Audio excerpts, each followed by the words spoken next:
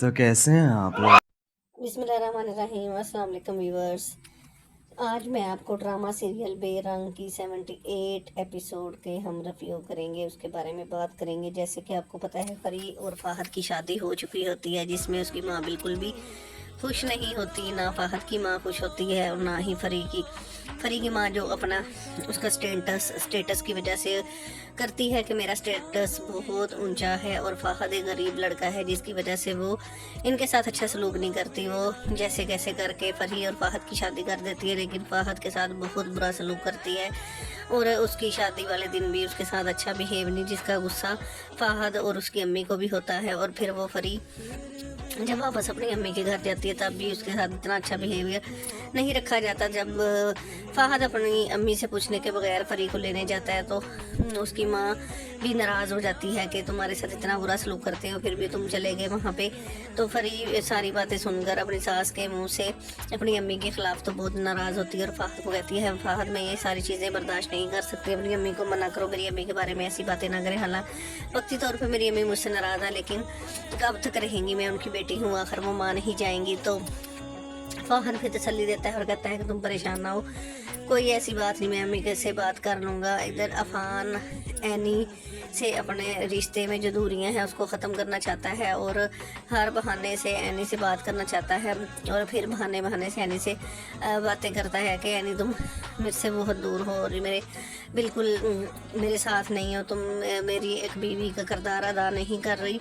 तो फिर एनी को एहसास भी दिलाने की कोशिश करता है, लेकिन एनी अभी इस चीज़ के लिए तैयार नहीं होती और वो अफान को बहाने लगाकर और फिर कहती है कि अफान मैंने तुमसे पहले ही कहा था तुम मुझसे शादी ना करो, खुश नहीं रह सकोगे, तुम सिद्रा से ही शादी कर लेते क्योंकि वो तुम्हारी मोहब्बत भी थी। अफान कहता है नहीं, वो मेरी मोहब्बत नहीं थी, तुम मेरी मोहब्बत हो, मैं तुमसे ही मोहब्बत करता हूँ एनी, तुम इस चीज़ को मान लो। तो फिर एनी कहती है चले ठीक है, मैंने शॉपिंग पे जाना है, आप किसी ड्राइवर को भेज देना। तो अफान भी कहता है ठीक है, लेकिन मॉल में वहाँ पे अफानी की मुलाकात सिद्रा से हो जाती है। सिद्रा उससे यही बातें करती है कि तुमने लालच की वजह से अफान से शादी की, वो तुमसे कोई मोहब्बत नहीं करता, तो तुमने उसको अपने जाल में फंसा लिया। तो एनी को ये सारी बहुत बातें डिसाइड करती हैं और वो वापस घर आ जाती है और अफान के बारे में भी अजीब वगरीब बातें सोचने लग जाती है और कहती है कि वाकई ऐसा ही होगा। फिर अफान को सिद्रा से बात करते हुए भी देख लेती है, तो फिर उसका बिहेवियर बहुत चेंज हो जाता है और एनी घर आकर बहुत डिस्टर्ब होती है, अफान से बात भी नहीं करती। दूसरी तरफ जैसे आप लोगों को पता है कि फरी और फाहद की शादी की वजह से उनके घर में काफ़ी डिस्टर्बेंस थी, तो फरी आकर फाहद से पूछी, फाहद तुम भी वलीमा नहीं करोगे? तो मुझे फाहद कहता है अभी मैंने इसके बारे में कोई डिसाइड नहीं किया और ना ही सोचा है करेंगे। तो फरी कहती क्यों, क्या तुमने कोई हॉल भी बुक नहीं करवाया? तो वो कहता नहीं, अभी तक तो मैंने कुछ भी नहीं कराया। तो फिर वो कहती है कि तुमने वलीमा नहीं करना। उसकी अम्मी आ जाती है उधर, तो उसकी अम्मी कहती तुम लोगों ने बड़ी अच्छी शादी की है, वैसे तुम लोगों ने तो घर में कर ली थी, इसलिए फाहद भी ऐसे ही कर लेगा। तो वो कहती नहीं, हमारा घर तो बहुत बड़ा है, इस काबिल है कि वह हम एक बहुत बड़ी तकरीब कर सकते हैं, लेकिन तुम्हारा घर तो छोटा सा है जिसमें तुम नहीं कर सकते। तो उसकी अम्मी कहती तुम छोटे घर का हमें ताना दे रही हो, इस किस्म की बातें। और उसकी अम्मी काफ़ी बातें सुनाकर तुम दहेज के बगैर खाली हाथ आ गई हो, तुम्हें खुद तो शर्म नहीं आई और दूसरों को अगर बातें सुनाती हो। फिर फरी फाहद से नाराज़ हो जाती है और कहती है कि तुम्हारी अम्मी को ऐसी बातें नहीं करनी चाहिए थी। तो फाहद भी फिर अपनी अम्मी के रवैये की वजह से थोड़ा परेशान होता है। वो रैन फरी को समझाने की कोशिश करता है कि ठीक है मैं उनसे बात करूंगा, तुम भी उनसे मत उलझा करो। सिद्रा के रवैये से बहुत परेशान होती है और वह मॉल से वापस आती है, तो अफान भी मॉल में आ जाता है और कहता है कि एनी मैं तुम्हें लेने आया हूँ, लेकिन एनी उसको देखकर पहले ही निकल आती है। घर आकर भी वो काफ़ी डिस्टर्ब रहती है, तो फिर अफान उसको ढूंढने की कोशिश करता है और फ़ोन करता है कि तुम कहाँ पे? वो कहती है मैं घर पहुँच गई हूँ। तो एनी काफ़ी डिस्टर्ब होती है और यही बातें बार बार सोचती है कि अफान मुझसे मोहब्बत नहीं करता, वो उसी लड़की से भी मोहब्बत करता है, सिद्रा से। वो बस मेरा दिल रखने के लिए मुझे कह रहा है और हालांकि शुक्र है मैं उसकी तरफ बड़ी नहीं, मैं बढ़ने वाली थी। जब मैं ये सोचती हूँ कि मैं अफान के साथ अपने तलाक़ात बेहतर कर लूँ, लेकिन फिर भी कोई ना कोई ऐसी बात हो जाती है और अब मैं इस बात को ज़्यादा आगे नहीं बढ़ाऊंगी, बल्कि अपनी तालीम पूरी करूंगी और उम्र को लेकर अलग हो जाऊंगी। मेरा असल में शोहर महरोज़ ही था, वो ही मुझसे मोहब्बत करता था।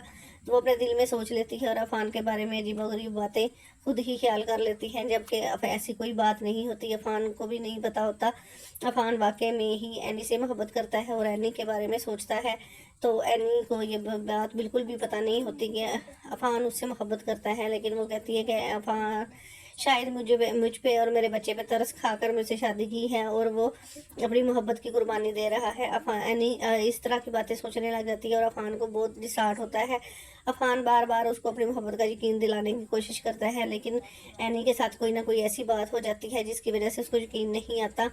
जब एनी इसी हलचल में घर पहुंचती है तो आगे दुर्दाना बेगम और उसकी बेटी आयमा खड़ी होती हैं, और जब एनी के हाथ में इतनी शॉपिंग की चीज़ें पकड़ी हुई देखती हैं तो वो फिर कहती हैं, तुम कहाँ से आई, तुम हर रोज़ मेरी बाजी का पैसा उड़ा रही हो और इतनी फजूल खर्ची करती हो, तुम्हें शर्म नहीं आती। एनी कहती है, आपको हरगिज़ ये सवाल पूछने का मेरे से हक नहीं है, क्योंकि ये मेरे शोहर महरोज़ की कमाई है और अफान भी अच्छा भला कमा लेता है। मैं अपने शोहर की और मैं दूसरों की तरह दूसरों के घरों में नहीं पड़ी हुई। वो दुर्दाना बेगम को ये बात जुटलाती है कि आप किसी के घर में है, और आयमा और दुर्दाना को फिर इस बात का बहुत गुस्सा आता है और वह कहती है, खबरदार तुमने हमें ऐसी कोई बात की। तो एनी कहती है कि मेरे खबरदार, आप लोगों ने भी मुझे कोई ऐसी बात की, मैं इसका मुंह तोड़ जवाब दूंगी।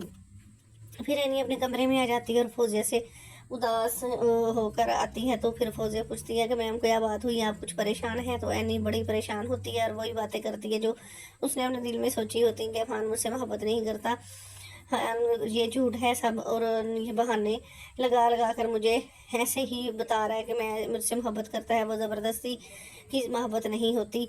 तो फौजिया कहती नहीं, ऐसी कोई बात नहीं, मैंने अफान सर के आंखों में भी आपके लिए मोहब्बत देखी है, आपने अपने दिल वैसे ही बदगुमान किया हुआ है, बदगुमानी नहीं रखनी चाहिए।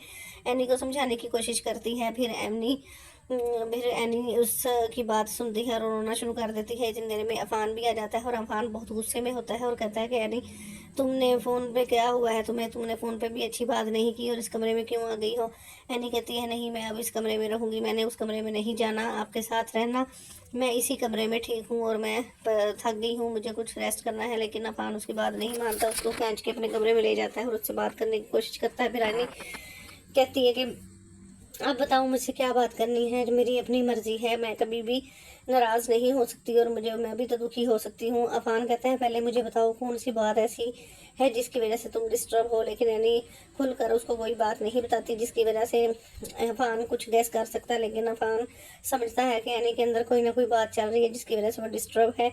फिर एनी के मुँह से निकल आता है कि तुम एक वक्त में दो लड़कियों को कैसे मोहब्बत कर सकते हो, तुम झूठ बोलते हो। अफान ये सुनकर परेशान हो जाता है और समझ जाता है कि इसने सिद्रा से बात करते हुए मुझे देख लिया।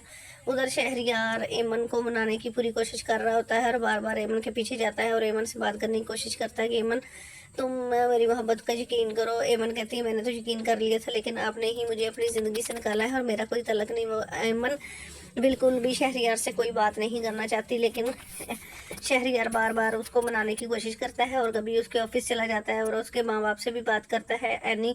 एमन हरगिज़ भी उसकी बात नहीं अभी मान रही। तो इसी तरह एनी का भी मसला चल रहा है। तो एनी अपने दिल में बदगुमानियाँ पैदा कर लेती है और अफान से दूर जाने की कोशिश करती है, लेकिन अफान उसको जाने की बिल्कुल भी इजाज़त नहीं देता और बार बार यही कहता है कि तुम मेरे मरने के बाद ही मुझसे दूर हो सकती हो। अफान भी एनी के कमरे में आता है और एनी को मनाने की कोशिश करता है और एनी की बदगुमानी को भी दूर करने की कोशिश करता है, लेकिन एनी अभी नहीं मान रही और वो अफान की किसी बात पे यकीन नहीं कर रही। तो अफान फिर गुस्से में आकर उसको कहता है कि अब मैं तुम्हें मनाने भी नहीं आऊँगा, ना लेने आऊँगा, तुम मेरे पीछे आओगी, तुम ही मुझे मनाओगी। तो वो नाराज़ होकर कमरे से बाहर चला जाता है और एनी इसी परेशानी की हालत में बैठी रहती है और सोचती रहती है फिर कि मैं किस चीज़ को सच मानूँ, वाकई अफान मुझसे मोहब्बत करता है कि या वैसे ही मुझे कह रहा है। उधर शहरियार फिर एमन को ऑफिस लेने पहुंच जाता है और उसको मनाने की कोशिश करता है और अपनी गाड़ी में बिठाकर उसकी फेवरेट जगह पे ले जाता है जहाँ पे वो दोनों कॉफ़ी पीते थे और पहले मुलाकात करते थे। लेकिन एमन किसी सूरत भी उसकी किसी बात में नहीं आ रही है। वो कहती है कि अब मैं तुम्हारे साथ कोई रिश्ता नहीं रखना चाहती हूँ, ना ही मैं मोहब्बत करती हूँ, मैं भूल गई हूँ सब कुछ, क्योंकि जितनी तुमने मुझे अजियत दी है वो मैं बर्दाश्त कर चुकी हूँ। अब यही अजियत तुम भी बर्दाश्त करके देखो, जैसे तुमने अपनी ज़िंदगी से मुझे निकाला था और मैंने इस अजाब को झेला है, तुम भी मेरी ज़िंदगी से निकल कर कुछ दिन गुजार के देखो कि ये अजाब कितना बड़ा होता है। शहरियार इतना परेशान होता है और एनी की बार बार रिक्वेस्ट करता है। बाकी सब जानने के लिए मेरे साथ जुड़े रहें, अगर नेक्स्ट वीडियो में देखेंगे।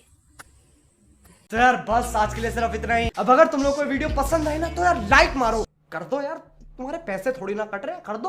अब